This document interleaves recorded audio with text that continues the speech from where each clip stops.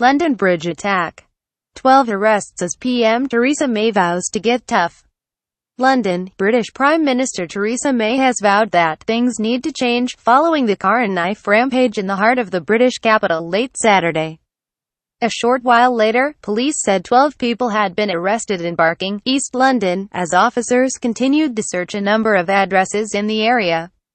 "We cannot and must not pretend that things can continue as they are," she said in a strongly worded statement to reporters outside her official residence in London on Sunday.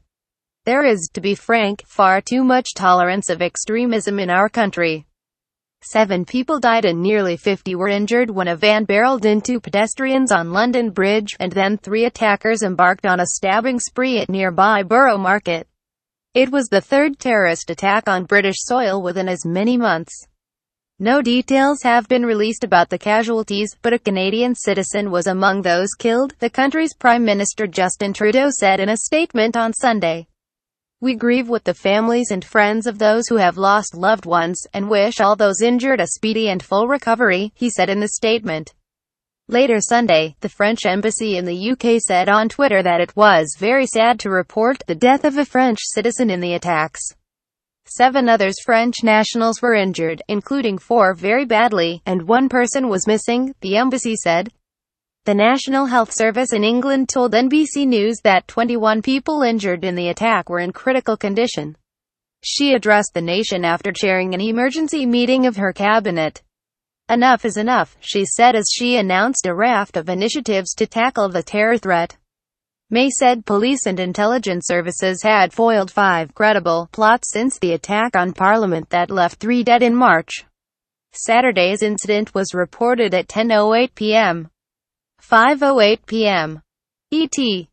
Within 8 minutes, all of Metropolitan Police Assistant Commissioner Mark Rowley said at a press conference Sunday that investigators were making significant progress in identifying the 3 attackers and confirming if they were the only ones involved. He added that 8 officers fired 50 bullets while trying to stop the attackers. It was a matter of life or death, as the assailants appeared to be wearing suicide belts, he said. 1 member of the public was shot during the exchange but did not sustain life-threatening injuries, Rowley said. Police said earlier Sunday that, among those injured in the attack were a British Transport Police officer and an off-duty Metropolitan Police officer. A man who lived next to the raided apartment in East London said he believed his neighbour was one of the suspects and thought he had seen him on TV. Again, Chigbo said one of the suspects appeared to be wearing the same clothes as his neighbor had been wearing earlier in the day Saturday. He was wearing the same top yesterday, Chigbo told NBC News' British partner ITV News. He had the same shaved head and beard. "I really could not believe it."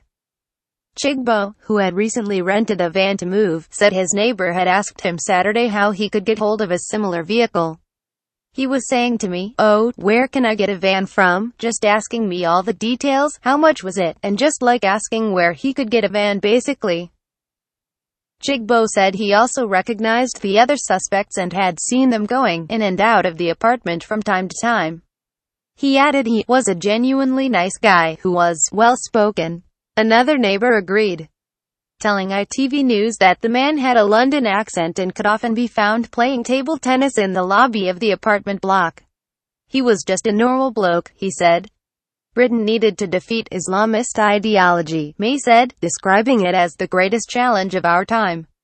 Britain also needed to reach international agreements to regulate cyberspace, which allows the ideology a safe space it needs to breed. Britain's counter-terrorism strategy needed to keep up with the changing threat, she added, which may mean increasing the length of jail sentences. In the wake of the attacks, the country's main political parties suspended campaigning ahead of Thursday's general election. Violence can never be allowed to disrupt the democratic process, so those campaigns will resume in full tomorrow and the general election will go ahead as planned on Thursday, May said. Brian Dillon, former head of armed police at London's Metropolitan Police, said the changes May outlined sounded like the right thing to do. There was a clear recognition of the evolving terrorism threat, that terrorism activity is being fueled by some degree of copycat activity. The focus on cybersecurity was critical, he said. Terrorism is not new, but the means of communication has changed out of recognition. It allows for the sick glorification and encouragement of these acts, he told NBC News. Dillon also said that terrorism needed to be tackled at its roots and society had to look at the attack as motivation. He added that the response to Saturday's attack was very fast, but that quick reaction required investment, commitment and training.